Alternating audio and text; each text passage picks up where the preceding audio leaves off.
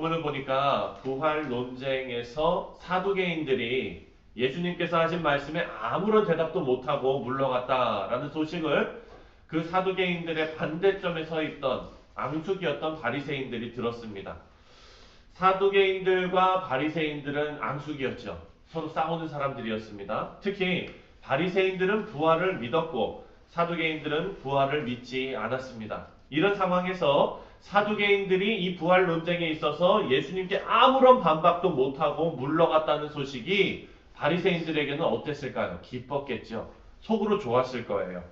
그래서 우리가 가서 예수님한테 어떤 꼬투리라도 잡으면 이제 사두개인들을 우리가 이기는 것이다 라고 생각했을지도 모릅니다.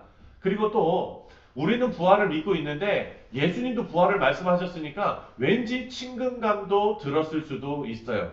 그래서 35절과 36절에 보면은 이 바리새인들이 예수님께 가서 이렇게 질문합니다. 그 중에 한 율법사가 예수를 시험하여 묻되 선생님, 율법 중에서 어느 계명이 크니까? 이렇게 물어봅니다. 지금 바리새인들이 이런 질문을 하는 배경을 우리가 좀 생각해 보면 여러분 모든 계명은 하나님의 말씀이지요. 그런데 시대가 변하기 때문에 하나님께서 구약 시대에 주셨던 그 말씀을 다 문자 그대로 지키기가 너무 어려운 점들이 많았던 거예요. 그래서 이것은 지극히 현실적인 문제였습니다. 그래서 바리새인들은 이 계명을 어떻게 하면 우리가 지금도 지킬 수 있을까 계속해서 고민하던 그런 사람들이었습니다. 그래서 이들이 어찌 보면 궁여지책으로 만든 것이 바로 우리가 묵상하고 살펴봤던 장로들의 유전입니다. 장로들의 유전에서 어떤 내용을 우리가 살펴봤죠? 손 씻는 거. 왜 제자들은 손을 안 씻고 밥을 먹습니까? 막 이런 것들. 손을 어떻게 씻고 누가 어떻게 도와주고 물은 어떻게 따르고 이런 것들을 만들어서 하나님 계명을 우리가 다 지켰다라고 하던 사람들이 바리새인들이에요. 자, 이들에 따르면 구약 성경에 하지 말라 하는 그런 명령이 613개나 있었는데 이 모든 말씀이 다 하나님의 말씀이기 때문에 어느 한 계명을 선택하면 다른 계명들은 상대적으로 덜 중요한 계명이 되는 거 아닙니까? 이것으로 예수님을 공격하려고 했던 것입니다. 그 전에 공격했던 내용들과 지금 오늘 공격하겠다고 가지고 온 내용과 어떤 게 더 날카롭습니까? 옛날 게 훨씬 더 날카롭습니다. 지금 이거는요, 어떻게 저런 걸 들고 나왔지? 이런 생각이 들 정도예요. 예전에 방송에서 김영하 작가님이 독일 나치의 선동가였던 괴벨스를 이렇게 설명한 적이 있었습니다. 괴벨스는요, 이 선동가였기 때문에 말재주가 어마어마한 사람이었던 거예요. 그래서 이 사람이 뭐라고 얘기했냐면 어떤 사람이 조금만 잘못했으면 그 잘못을 이만큼 엮어가지고 사형시키는 사람이에요. 그 사람이 뭐라고 얘기했냐면 한 문장만 가지고 오라는 거예요. 어떤 사람이 말한 한 문장만 가지고 오면 내가 그 사람을 사형시킬 수 있다라는 거예요. 예를 들어서 당신은 어머님을 사랑하십니까? 예, 저는 어머니를 사랑합니다. 당신이 어머니를 사랑합니까? 그렇다면 국가는 사랑하지 않는단 말입니까? 사형. 뭐 이런 식인 거예요. 그러니까 오늘 지금 이 바리새인들이 가지고 나온 게 이 계명이 중요합니까? 저 계명이 중요합니까? 어찌 보면은 정말 유치하고 어찌 보면 정말 논리도 없는 그런 것을 지금 가지고 나온 겁니다.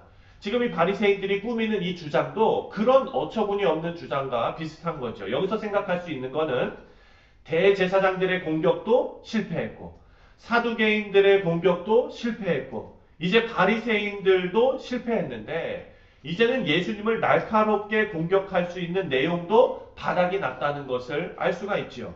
사랑하는 성도님들, 남을 공격하려는 마음은 절대로 자신을 높일 수 없음을 우리는 꼭 생각해야 합니다. 이들이 예수님을 공격하면 할수록 자꾸 자신들의 무지와 어리석음이 계속해서 드러나고 있다는 것입니다. 우리 신앙생활도 마찬가지입니다.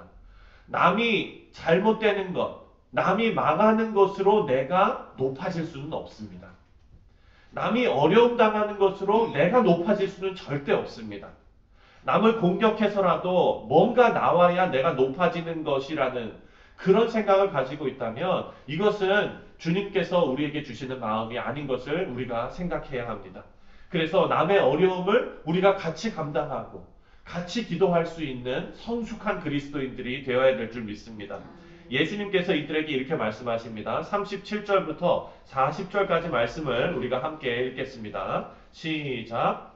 예수께서 이르시되 내 마음을 다하고 목숨을 다하고 뜻을 다하여 주 너희의 하나님을 사랑하라 하셨으니 이것이 크고 첫째 되는 계명이요 둘째도 그와 같으니 내 이웃을 내 자신같이 사랑하라 하셨으니 이 두 계명이 온 율법과 선지자의 강령이니라. 아멘. 예수님께서 계명을 하나님 사랑, 이웃 사랑으로 정리하신 데는 이유가 있습니다. 가장 먼저 계명은 하나님께로부터 나온 것입니다. 모든 계명은 하나님께 뿌리를 두고 있기 때문에 마음을 다하고 목숨을 다하고 뜻을 다해서 하나님을 사랑하는 것이 이 모든 계명을 아우르는 계명인 것입니다. 그리고 두 번째로 이 계명은요 모두 사람 사이에서의 문제를 또 다루고 있습니다. 그렇기 때문에 내 이웃을 내 몸과 같이 사랑하라 라는 계명이 이 계명들을 또 아우르고 있습니다. 그래서 하나님 사랑, 이웃 사랑에 담겨있는 공통 분모는 바로 사랑입니다. 사랑. 그래서 다시 말해서 구약의 계명들이 담고 있는 하나님의 뜻을 우리가 사랑으로 받들 수 있다라는 것이죠. 우리 신앙은 나만 아니면 된다라는 신앙이 되어서는 안 됩니다.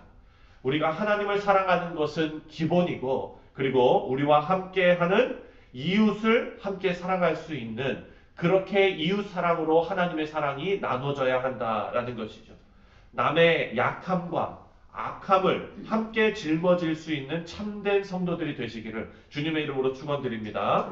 41절부터 46절까지는요. 메시아로 오신 예수님께서 메시아가 어떤 역할을 하시는지 가르치시는 장면입니다.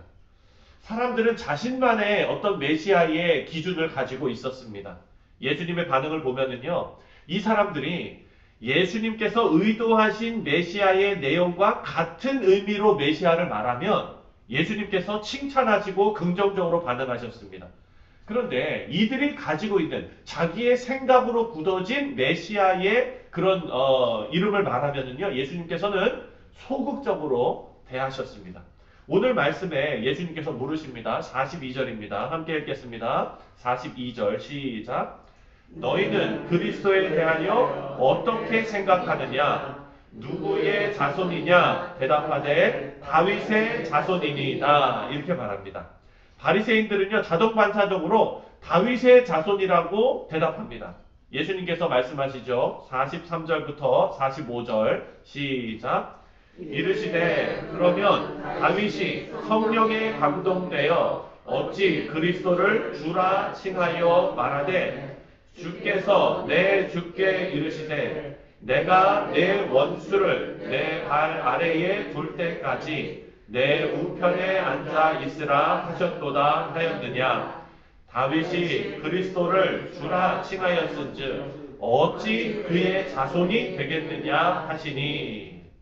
아멘. 사실 다윗의 자손이라는 말에는요 메시아의 출발점이 누구에게 있는 겁니까? 다윗의 자손이니까 다윗에게 있는 거 아닙니까? 그런 표현이죠. 그렇기 때문에 그 출발점이 사람이 되는 것입니다.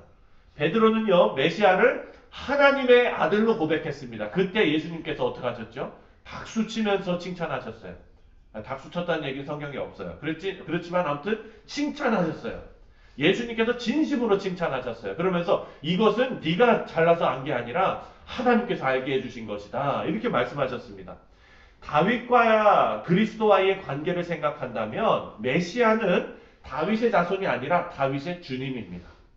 이것을 성경을 통해서 알려주시는데 다윗이 그리스도를 주라 칭하였은즉 어찌 그의 자손이 되겠느냐 하시니. 바리새인들은요 이 예수님의 말씀에 한마디도 반박할 수가 없었습니다.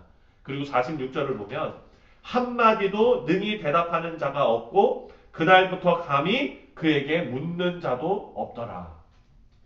이제 배운 거예요. 예수님한테 어떻게 공격을 하든 자기들이 다 당한다는 걸 아니까 감히 이제 예수님께 질문하는 자도 없어졌다라는 것입니다.